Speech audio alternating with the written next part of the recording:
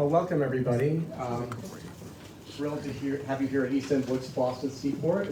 We're just about a year old now. We're a Provincetown-based bookstore. Maybe some of you have been there. And I will say that store at Provincetown, when you're visiting Provincetown next, there's a beautiful new waterfront public park right behind it.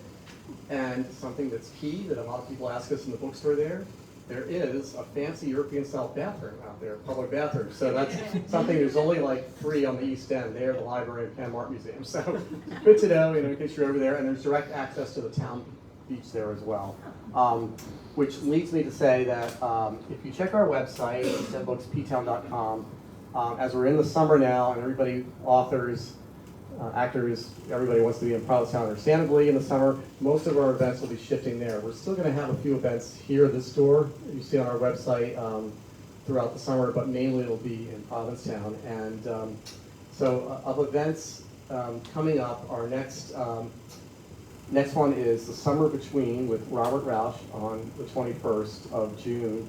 And then we have a whole bunch of wonderful events, including one, this book, American Scare, which David Johnson, professor from Florida State University, my alma mater, is coming from Florida.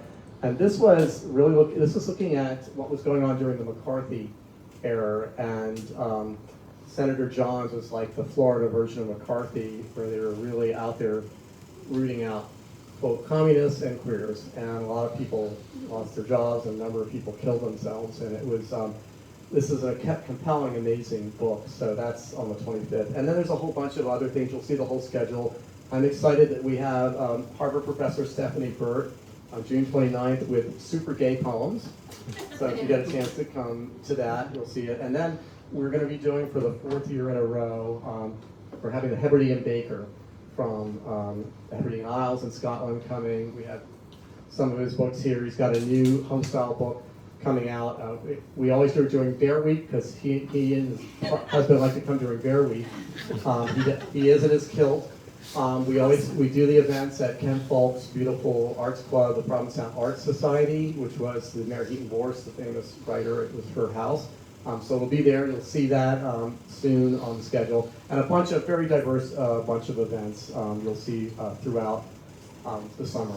But we're really excited. I'm ecstatic because it's so funny how things happen. I was telling Ann Hubble, who's the CEO of the Provincetown Film Festival and film producer, and a good friend of mine, I was saying when an opportunity presented itself to have Jeff Hiller do an event here in Boston before he goes to Provincetown and give a talk for the film festival, I said, this is so funny because I forget how long ago it was. You were doing a show up in New York City, maybe 4 or 5 months ago, and I tried everything I could to get there, rearrange my schedule, and I couldn't. I was like, my chance. When am I? Just not only because I've not had the honor of seeing you in person doing your comedy show, but like a lot of people, I've been mourning the end of Somebody Somewhere, which is a show we all love, and he's outstanding in. But maybe Jeff will tell you, about other projects he's got going on, because we're going to see him again soon. So that's the great news. And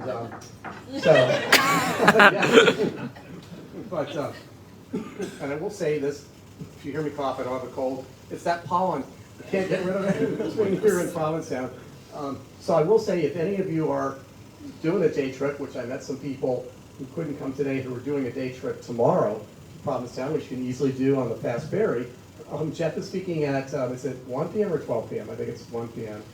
It's on the website, Provincetown Film Festival website, so if you happen to be there, he will be there as well. So anyway, so Jeff Hiller, we're ecstatic to have him here. By the way, I just got a text that Corey Michael Smith says he loves you. So he's excited. So in Park and Tracy, they're all excited. So Jeff, of course, is an actor, a writer, a comedian. He's appeared on TV shows such as Somebody Somewhere, American Horror Story. So maybe you'll see Ryan because he's there, and Murphy and P-Town when you're there. Crazy Ex-Girlfriend, 30 Rock, Law and Order, Criminal Intent, among many others.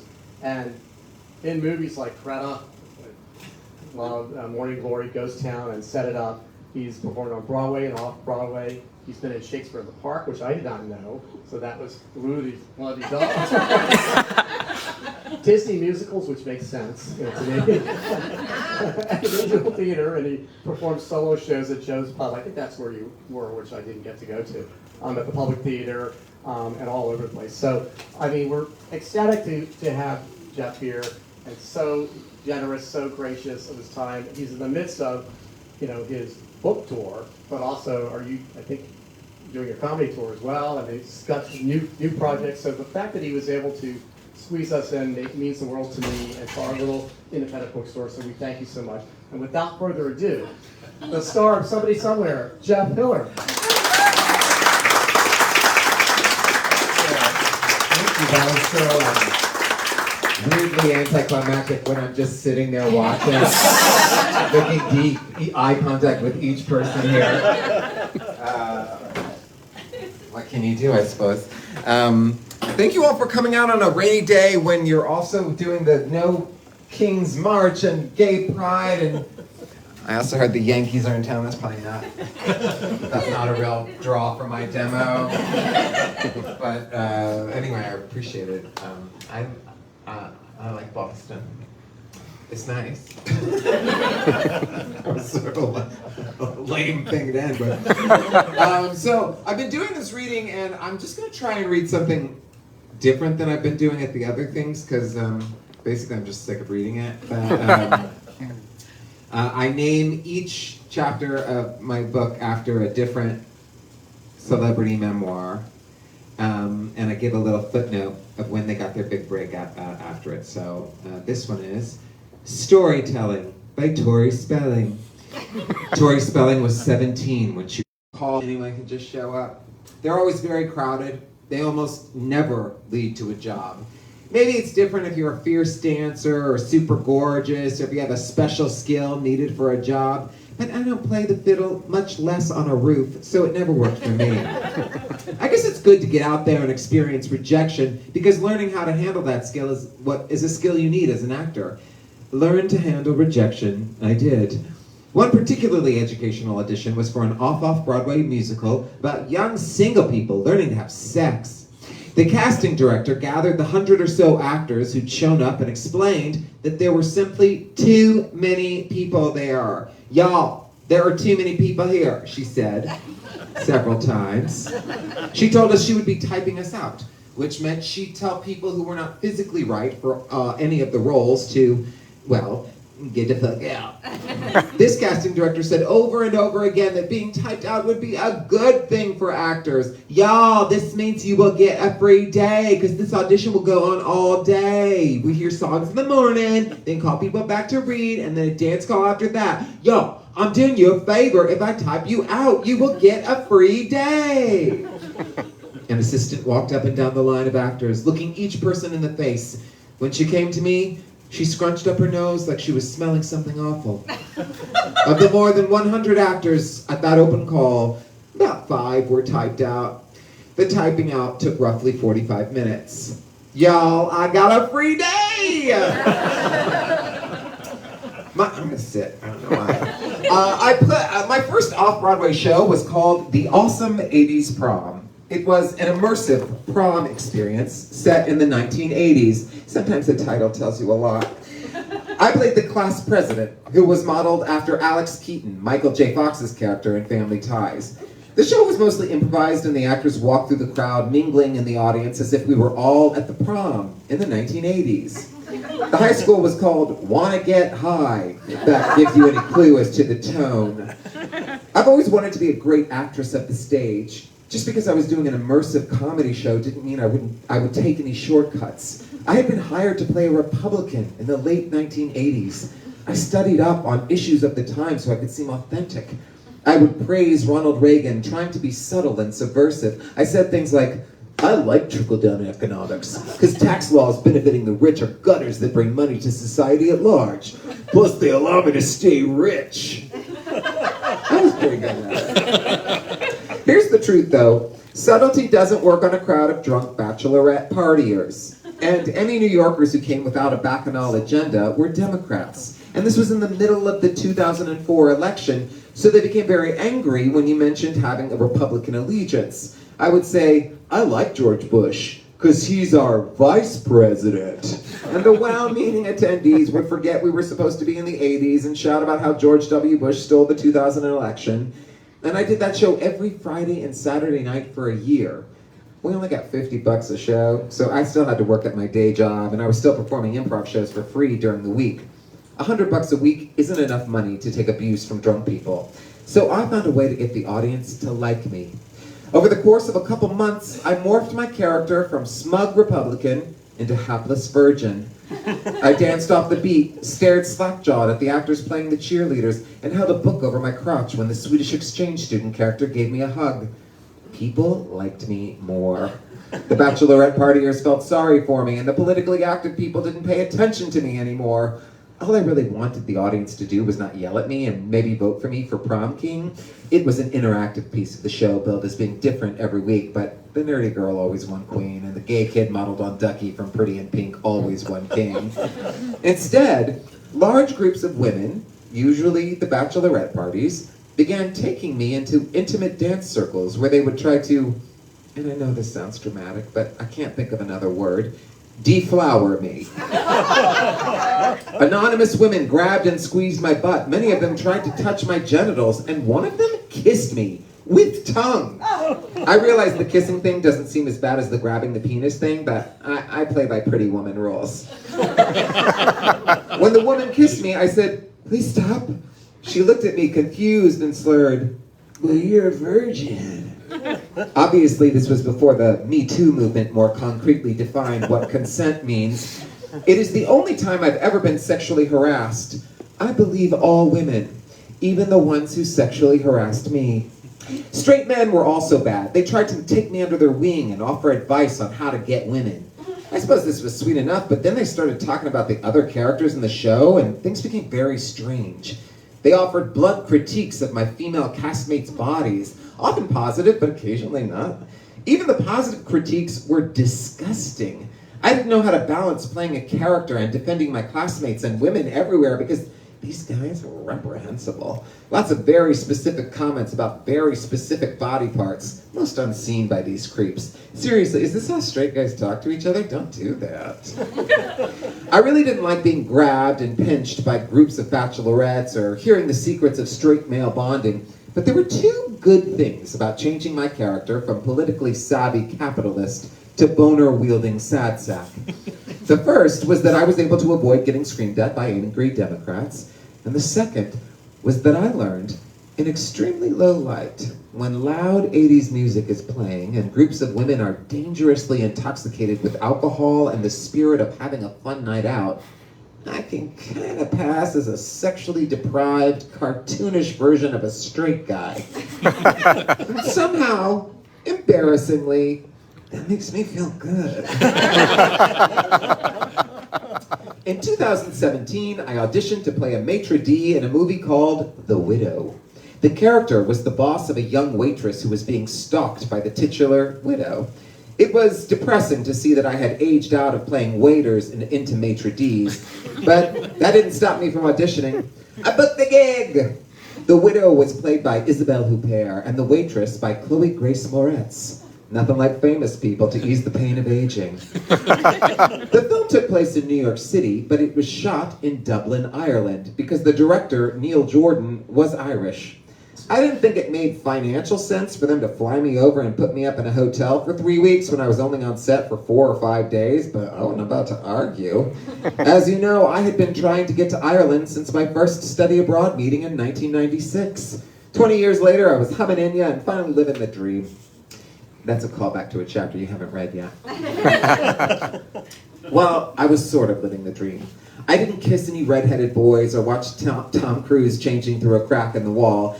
Again, that's a callback. But I used my time off to the fullest. I went to the Trinity Library, took the Guinness Beer Tour, and spent a weekend in County Cork. I did everything but take an Irish step dancing class. I was living my tourist fantasy, honey. In fact, I started to get annoyed when I had to actually work on this dumb movie. One day, I was called in when I hadn't been scheduled to shoot anything. The assistant director told me I had to meet with the stunt coordinator. What? Surely I had misunderstood the words she spoke in her gorgeous Irish lilt, because asking me to perform a stunt felt a bit like asking The Rock to do a Broadway musical. Technically possible, but doesn't seem like a great fit. I met with the stunt director in a dance studio. He called it a gym, but there were mirrors in a ballet bar. The next day, we would be shooting a scene in which the widow charges at the young waitress. The director thought it made sense for my character to restrain the widow when she does this. Okay, I said tentatively. The stunt director gave me instructions. You grab her by the shoulders, right? Pushing back, but you're really catching arms for that. I nodded, hoping that was an appropriate response to whatever he just said. We practiced for about an hour. A stunt woman stood in for the widow, and I got the idea of how to restrain her. I grew to love the challenge of it.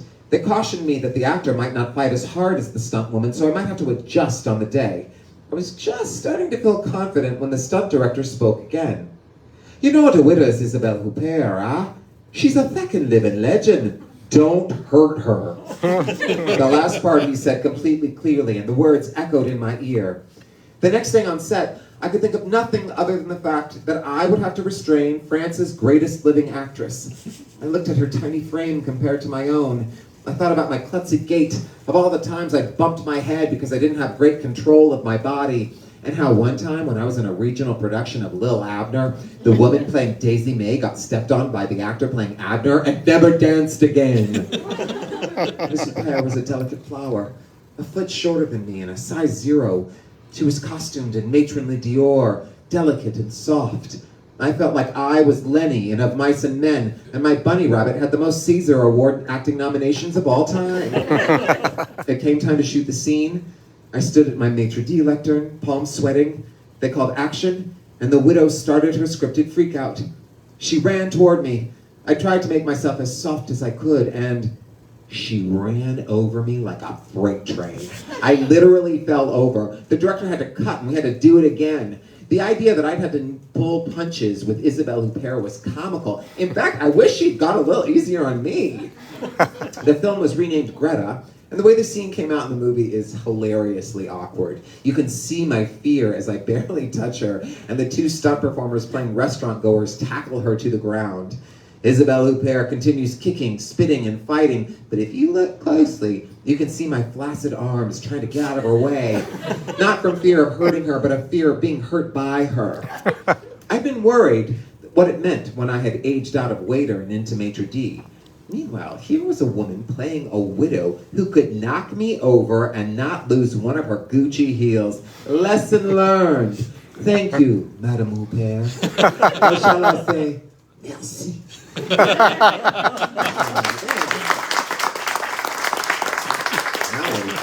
is a really intense angle. Is this a live stream or what's happening? It is. It is. Hi. How are you,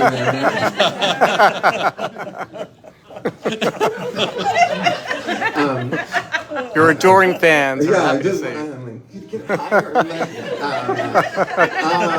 I thought maybe should we do like a Q&A? Sure. You have Unless, questions? We can ask you about. You can ask me about somebody somewhere. unless you have any comments you have, or and then you can do that. Or well, the book is about.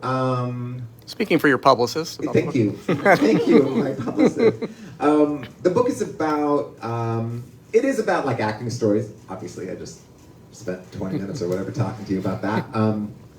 But it's also just about my life, and really the reason that I always put that I named each chapter after a memoir, and then put the little footnote of when they got their big break is because I've read hundreds of celebrity memoirs, and I always read them and was looking for the part where they had success because I wanted success, and I was getting dangerously close to 40, which was this marker in my mind of if you haven't been able to not quit your day job by then, you're done. You'll never have success, because BuzzFeed never does like a top 50 actors you've never heard of under 50.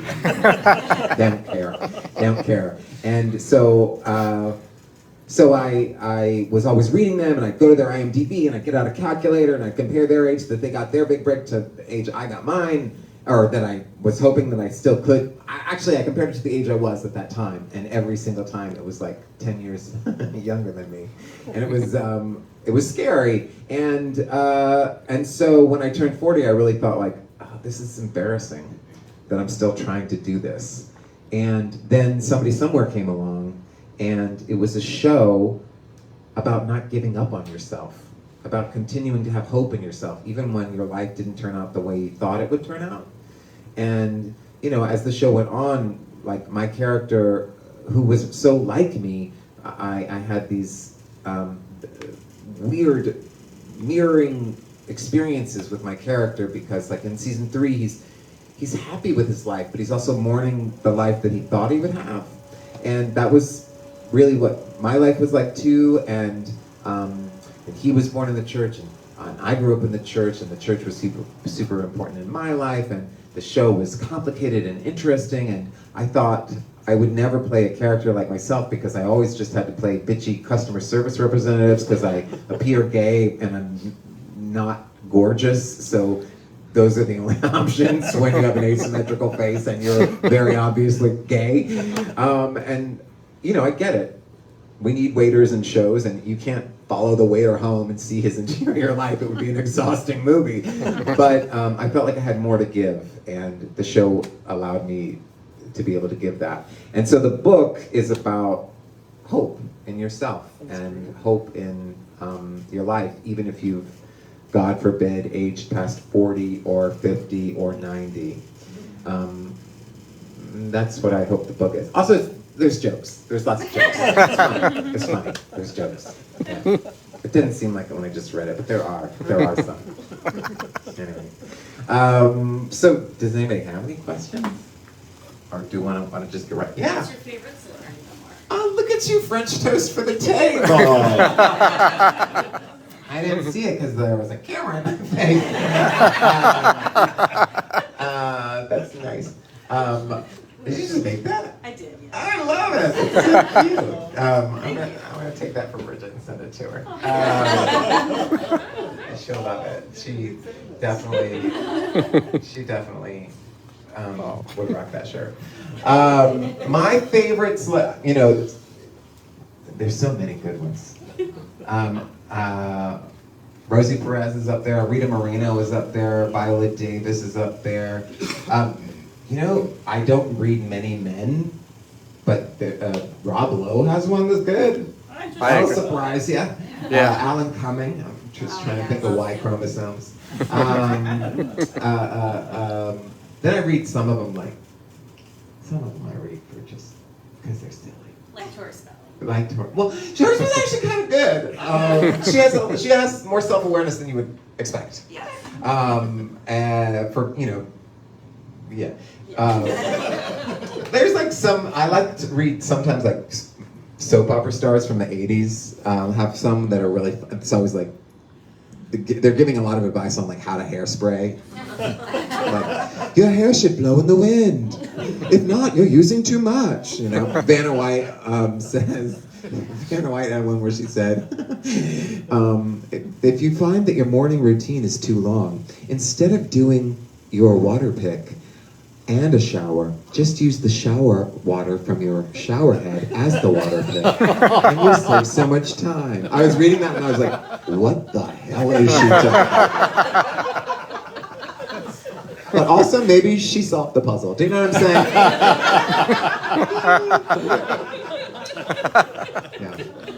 Yeah. Some weird deep cuts that you might not ever think of.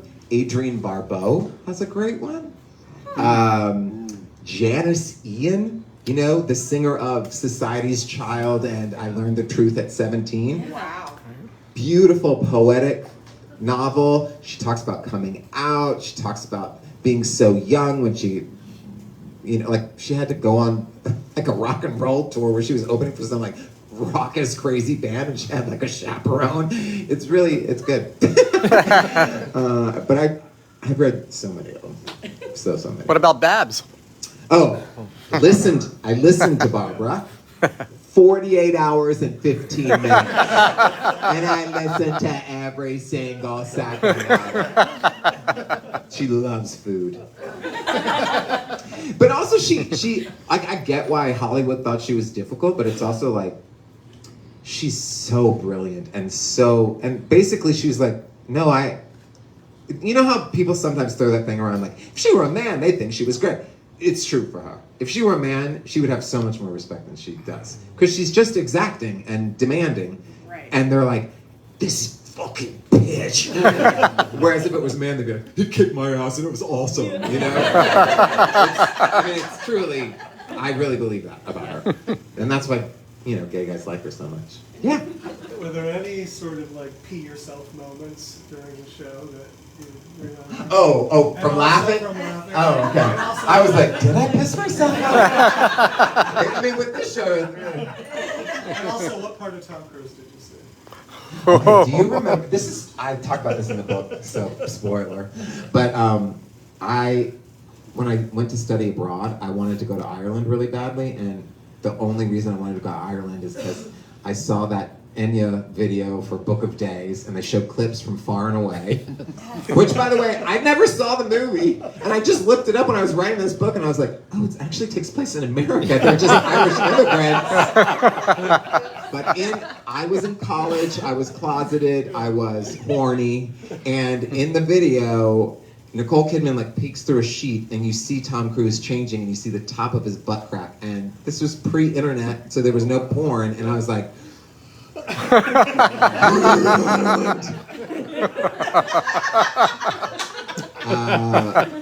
it's not quaint. Like plumber's crack got me hot and bothered. Yeah. Pee yourself moments.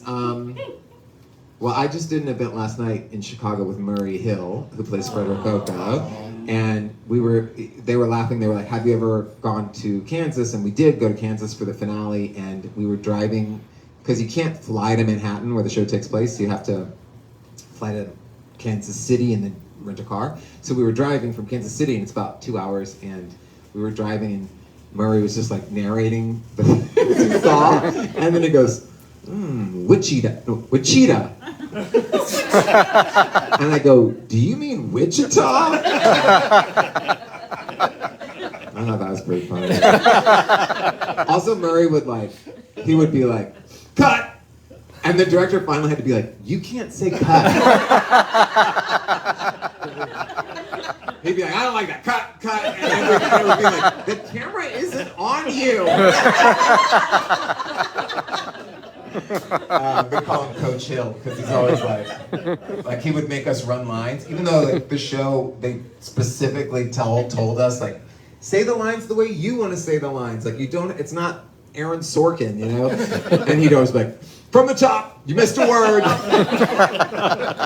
Because Murray, Bridget, and I lived together the first 2 seasons.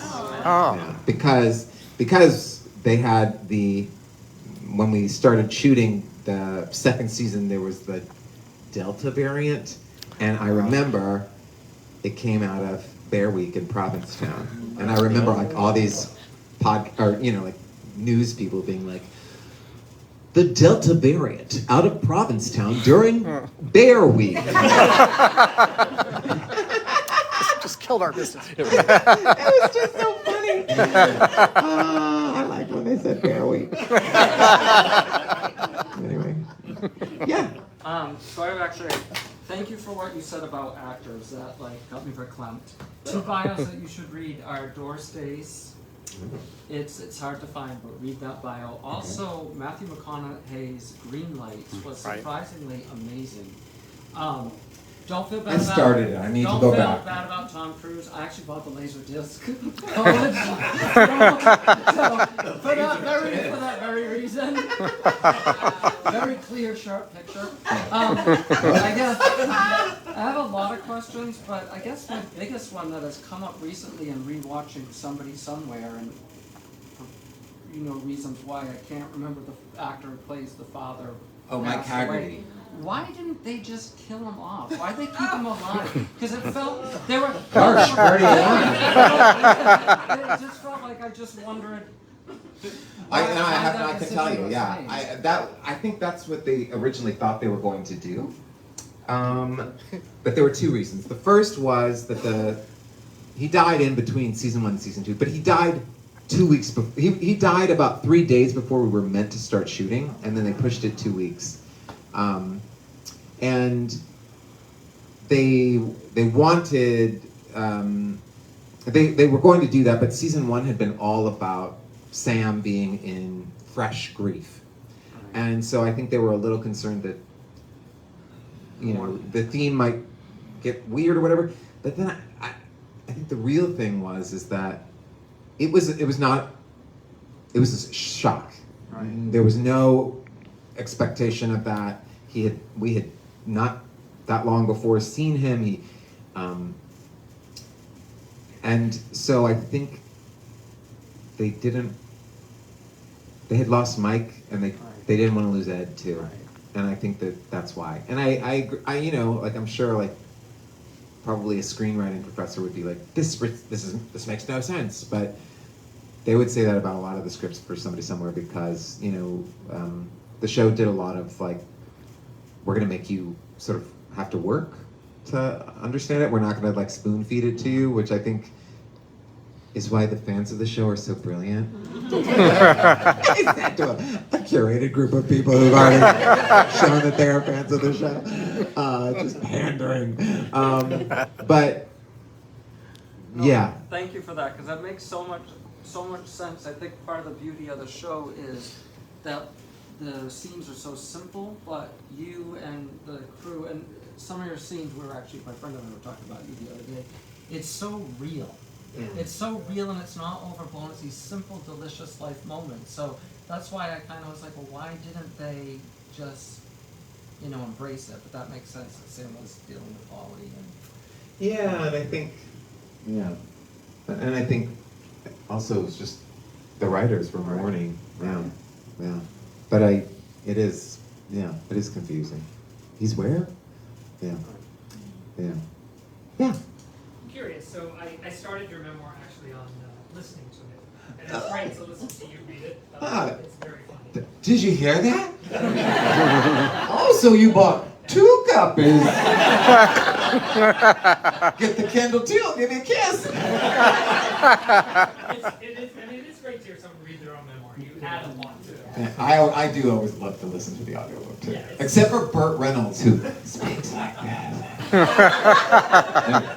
Sorry, that's a weird tangent, I apologize. When you mentioned a pee yourself moment, I have to say the St. Louis sushi moment. If ever I was going to pee myself watching the show, that was it. I don't think I've ever laughed quite so hard.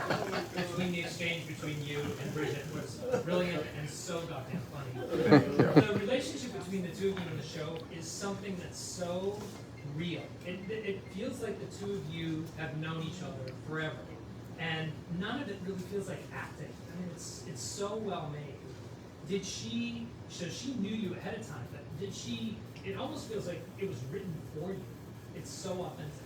I felt the same way when I read the script. I was like, I think they wrote this for me, and they have been very explicit that they did not. Almost to the point where I'm like, okay, I get it. Yeah, and you know, I didn't really know Bridget that well. We'd never hung out one-on-one. I knew her, like, we were both sort of in the downtown world. I had been a guest on her show a couple of times, but, like, I didn't have her cell phone number. We had each other's email, that was it. She did ask me to audition. And I'm really good friends with someone that she's really good friends with.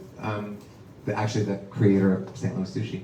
But we didn't really know each other. And I think that, you know, a lot of times Bridget will, like, kind of shit on herself in interviews, and she'll be like, you know, I'm not a trained actress. I don't know, so I need lots of people. I need it to be close to my life or whatever. She's an incredible actor. Yeah. And she makes scenes with her easy, and the writers did too, because, you know, it's a very scripted show, but they were like, yeah, make it your own. Improvise it to make it sound natural, and you could call things out. You know, like there was a scene where Brad walks into Sam's house, and she's like, oh, you got a leaf on your hair. And that was because Tim Bagley had a leaf in his hair, but like in a real TV show, not real, we're real. But in a typical show, they would cut and get maybe mad at the makeup and hair people for not finding that leaf. But in this show, she just picked it off and we went with it because it is about reality, it is about life and stuff like that. And so I think that's why it doesn't seem like acting, but I guess I'm just really wanting everyone to know that she's such a really good actor and really present and in the moment. And you know, I hate her, so it was a lot of acting. But yeah, but at first, you know, we didn't really know each other, so it did take a little bit to get that way. But I'm glad you feel that way, because it means we're, what? Talented. That was a death drop. I'm too old to actually do it. Anybody else? Oh yeah. Oh, we'll go here and then down, Steve. Yeah, you. Back to the St. Louis. Oh. Oh, good. We're gonna go back there. Okay. I didn't know you actually knew the person who created it. So does that mean you've eaten it like a lot in your life? Well, I think it's actually okay. I think it's like a Midwest sort of novelty delicacy situation. But he also does make it. That's how we know it. I think a lot of people call it Frog Eyes, because once the show came out, all these people from Minnesota were like, "That's not St. Louis sushi. That's not a Minnesota accent. That's not St. Louis sushi. It's a Frog Eye." But yeah, he always makes sort of campy, funny foods. Like he'll take like artichoke hearts and put it in Wonder Bread and cut them up and bake them, and he does all these sort of like campy things because he's like an artist and hilarious and great. It's never made us sick. She does have a friend who she did one time call to be like, "Are you also sick?" while she was in the moment, and he was also sick too. And she dropped her phone, and he could hear her shoot bullet holes into the toilet. And so that's why she incorporated it into the show. But to let you in on it, like when I read the script, I was like, "Oh, that's interesting. That's fun." And there was like an intimacy coordinator, and they were like, "Are you okay? You're pulling down your pants." I was like, "Yeah, I'm fine." They gave me like a little, like a thong that had like clear things on it, so you could, and there was a moment where I was like, "Don't actually poop." Because, you know, you're in the position and you're like, "Oh, good," you know, you're pretending, and you're like, "Wait, don't let anything come out." Because, you know, but anyway, while I was doing it, I was like, "Oh, this is funny, this is silly." But then when I saw the episode and the sound effects were added in, I was like, "This is vulnerable." This is vulnerable. It was very shocking. It was very shocking. Those sound effects were raw. Not that I haven't ever made them, but you know, there's usually not a camera around. Usually, except for when I'm in Berlin. Oh. Ooh la la. That was weird. Did you had your hand up too, right? Yeah, I had a question about like when you were trying to get into the business is there a character that you always dreamed of playing, or now moving forward, is there a type of character or something that you would really love to do in the future? Well, I have a joke answer and a real answer. The joke answer is I'd love to play someone who wears clothes that are pretty. Because I always play nerds, and like, it's always Kohl's, it's always pleated khakis, shirts buttoned to the top and things like that. And I'd love to play like an Andre Leon Talley who's just like, "Oh, got a scarf!" A turban! But the real answer is, my hope is that I'll get to play someone who has an interior life again. And that's not guaranteed. Because, they don't tell stories about people who look like me much. So By the way, they don't tell stories about people who look like anything other than people who are 20 to 30 and hot. That's it. So I make it sound like, it's me, it's so many people. And I would just love to see stories about people who aren't young, hot, and white. Yeah. That's all. Yeah. Yeah. Just a question about Bridget. I saw her a little while ago on TV Kimmel, one of the little stuff on Instagram. A phenomenal performance on the show with somebody somewhere. Amazing vocalist. Is she formally trained, or? She is. She studied opera at the University of Arizona.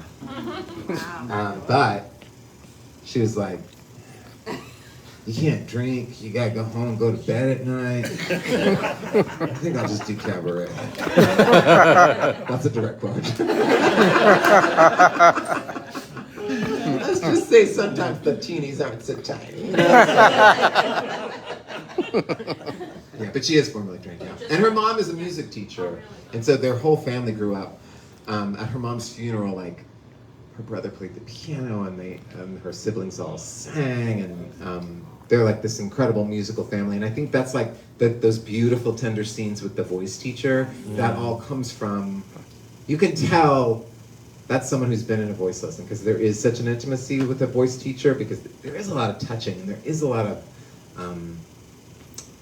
it's like psychology in there too, and so it becomes very intimate. And that's why, and it's because she has done that so much. She also like knows all of these crazy like, like she'll be like, oh, this is Vivaldi, like, oh, Strauss, and I'm like, it's kind of like violins, you know. Yeah. This is just more of a comment, but I feel like when she sings, it's so transcendent, even through television or a streamer. So I can't imagine what it's like to be in the room with her. Well, it's really okay. So I didn't really know Bridget that well, but I saw her shows all the time. Okay. And if you ever get the chance to see her live, your little brain is gonna blow, because she is like a wild animal. She's like, it's radically different than Sam. It is nothing like Sam. It's like, and sometimes people will be like, every once in a while somebody will be like, I'm sorry, I didn't even think she sings that well, and I'm always like, how dare you?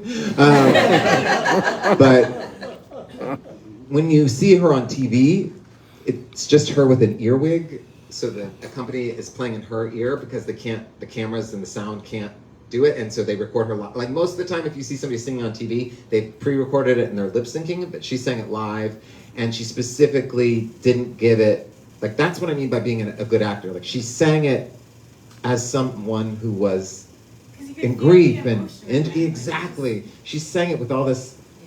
She sang it as Sam, not as Bridget. And if you ever seen Bridget sing, you're gonna be like, oh shit, you are like. You can YouTube some stuff, and it's like shocking. It's shocking. Why she doesn't have awards is bizarre. It's because she's so good. People think, oh, she's just doing her, and so much talent is required to do that. But anyway, so sometimes it'll be like 7 a.m. and she'll have an earwig, and you pretend to be drunk, and you're like, I'm like, I'm playing the piano, and it doesn't feel like it looks. But when you go to Joe's Pub on a Wednesday night and see her, you're gonna be like, God was here. This is church. This is church. Yeah, it's good. Yeah. Well, first, I am originally from Minnesota, and that is definitely a thing. Yeah. Yeah. I've never tried it. I'm sure it's lovely, but that's not my jam. For the show, I know you say it's really scripted, but some of it feels improvised. Like, sometimes with you and Bridget in the car, it just feels so genuine that I've always wondered, like, do they improvise, when they're singing Gloria to each other and things like that? But was really all of that pretty much scripted as well? No, like we do improvise. It's just, it's not improvising in the way that like when you see a Christopher Guest movie or a Judd Apatow movie where it's like, I'm gonna be outrageous. I'm gonna say the most bizarre thing. We improvise as if we were Sam and Joel. And a lot of times, like we'll do a take that's as scripted, and then we'll like kind of play with it, but you get the same point across as the scripted thing. Yeah. And then often, once you are done with the scene, then you'll kind of play and be silly, and then oftentimes that'll be the thing. But the thing is that they sometimes, like, I don't know, brag, I'm a really good improviser. And I guess that's what happens when you do it for 25 years for free. I gotta get something for all that time. And so sometimes I would say things that were like really funny that I was like, that was good. And they wouldn't choose those things because they were like, that was something a comedian who'd been doing comedy for 25 years would make up, not something that Joel Anderson would say. Yeah. And so, yeah. It was. I'm also. I want you to know like how hard the writers work too. It's not just me being like. We just said it. We just went in the car and said it. Yeah. Is there a storyline you wish Joel could have had, or would have liked to have seen if it's been one of seasons?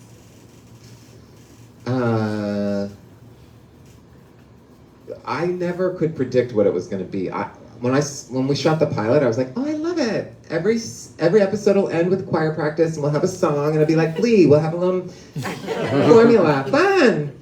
And then my choir practice was gone within the first season, and it was always so shocking. It was also always so personal and so bizarrely mirroring my life that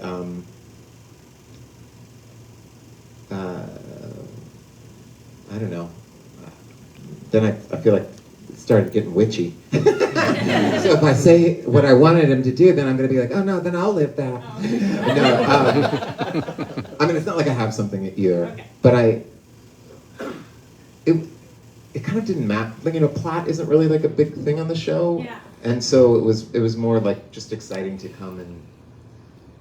I'd never played a character who smiled before. Every other character I've played always has a scowl because I would be playing the person who was like, you don't have a reservation. So for me it was just like, oh, he's like a good person. How wonderful to get to play that. And you feel like you're a good person too, just because you play him for 12 hours one day. Yeah. Sort of an assumption in my question, but Ass of you and me. Ass of you and me. did you have a bully growing up, and she had no? She?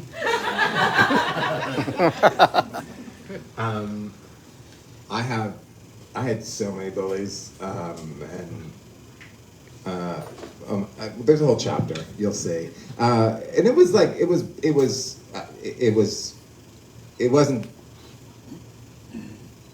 like traumatic bullying. It was really bad. And there were some girl bullies too, mainly boys. And it wasn't really until I started writing this book that I was like, oh, this is still with me. There's still so much pain from this, and there's still so much,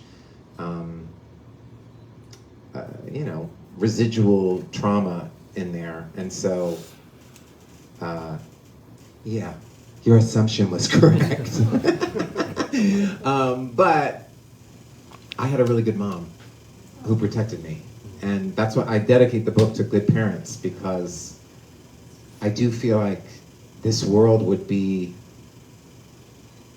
just so much better if people had good parents. And it's, rare, unfortunately. I can't imagine the current president had a good relationship with his parents. Do you know what I mean? So, yeah, that was the saving grace that gave me, I think, salvation from that. Yeah. As a fellow celebrity memoir aficionado, I love the personal life section on Wikipedia. Yours is very brief. It's like Hitler is gay. Started like an all-queer proud troop, and you're married. It's like 3 sentences. I haven't read the memoir yet, but it says I started a gay improv troupe. Yeah. That's my personal life. Yeah.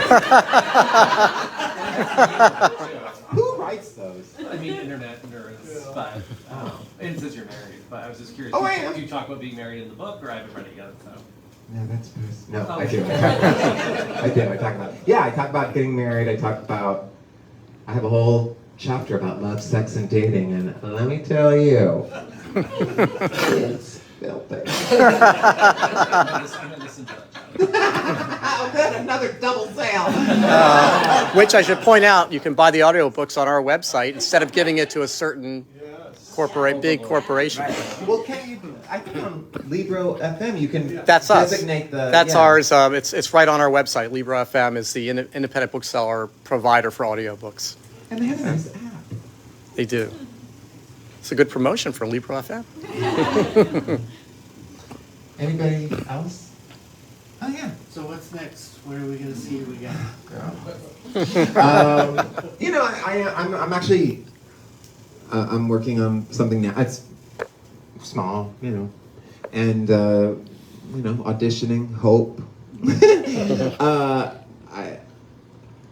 I think I'll continue to act. I don't know that I'll ever have another Joel role, you know, or something that I feel so perfectly matched to and can deliver so much with. But yeah, I'm working on a small role on a fancy TV show. I mean, it's not that fancy. It's Apple. I think I can say that. It's Apple. That is fancy. Prestige TV. Yeah, it's Marvel. I'm playing a gay superhero. I blink and you get poppers. Oh, you're going to be very popular in Provincetown when you arrive.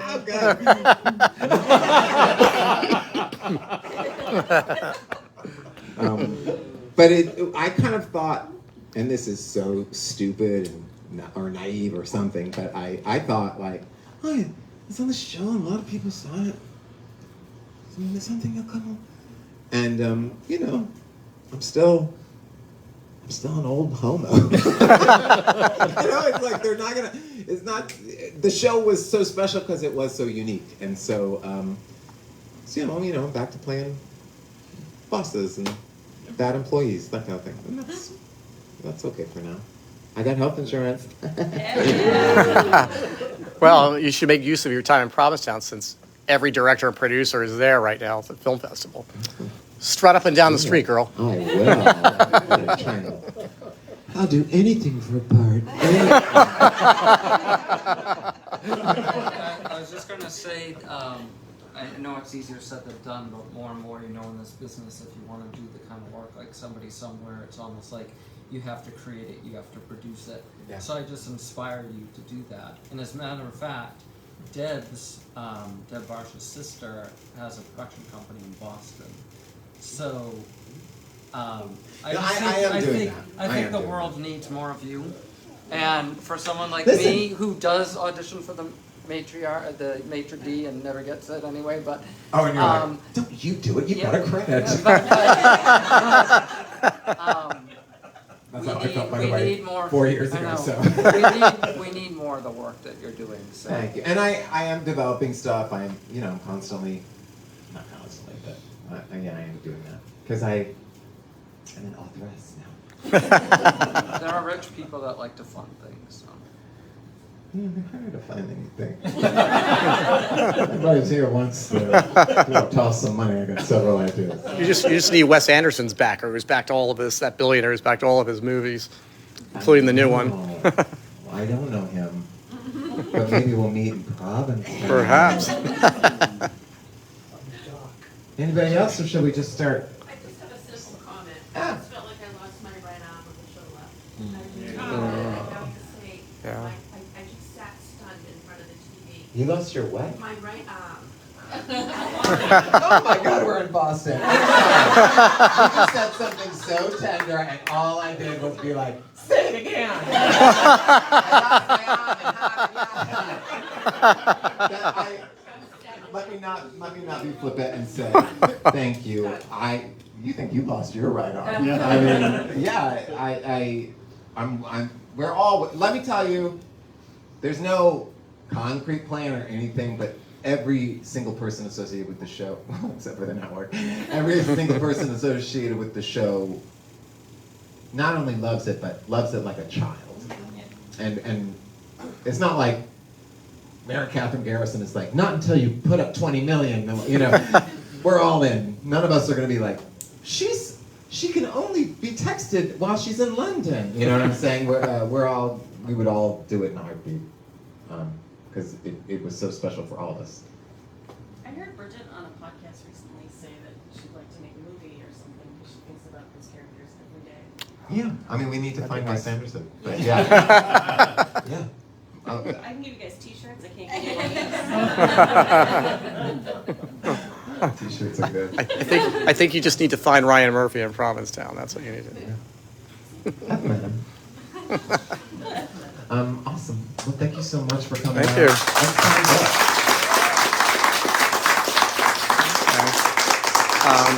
And so we will have signed copies also available afterwards for people who didn't make it, and I'll be taking some to Provincetown with me.